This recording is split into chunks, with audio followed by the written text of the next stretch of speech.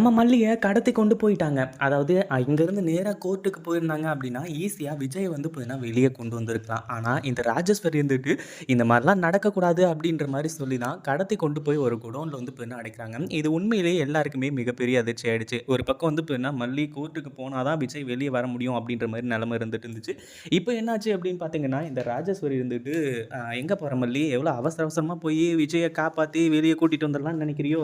வாய்ப்பே கிடையாது. இதுக்கு மேல வந்து பார்த்தீங்கன்னா, அதெல்லாம் நடக்கவே நடக்காது அப்படின்ற மாரி சொல்லிட்டு இருக்காங்க. இத கேட்ட உடனே வந்து பார்த்தீங்கன்னா, மல்லி இருந்துட்டு எப்படி நடக்காதுன்னு நானும் பார்க்குறேன்.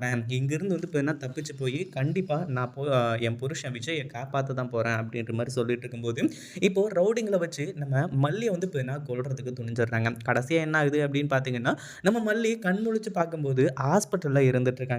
அதாவது விஜய காப்பாத்தணும் அப்படின்னு சொல்லிட்டு அவ்ளோ போராட்டம் பண்ணிட்டு இருந்தவங்க, இப்போ ஹாஸ்பிட்டல்ல கிடந்துட்டு இருக்காங்க அப்படின்னும்போது அவ்வளோதான் எல்லாமே முடிஞ்சு போச்சு. விஜய் சார் வந்து பார்த்தீங்கன்னா ஜெயிலுக்கு போயிட்டாரு. இனிமே அவர காப்பாத்தவே முடியாது. அப்படின்ற மாரி வந்து பார்த்தீங்கன்னா கண் முழிச்சு கதறி அழுதுட்டு இருக்காங்க. ஆனா நம்ம விஜய வந்து பார்த்தீங்கன்னா ஒருத்தங்க காப்பாத்திருக்காங்க. இத பத்தி நீங்க என்ன நினைக்கிறீங்க? இந்த வீடியோ பிடிச்சிருந்தா லைக் பண்ணுங்க, ஷேர் பண்ணுங்க. இப்ப தான் நம்ம சேனலுக்கு ஃபர்ஸ்ட் டைம் வரீங்க அப்படின்னா சப்ஸ்கிரைப் பண்ணிக்கோங்க.